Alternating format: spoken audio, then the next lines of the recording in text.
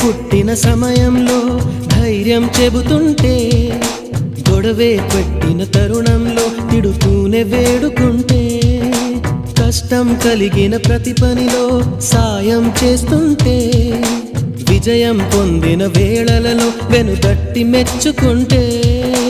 దాపరికాలే లేకుంటే లోపాలను సరిచేస్తుంటే, ఆట పాట ఆనందం అన్నీ చెరి సగమవుతుంటే ప్రేమంటారా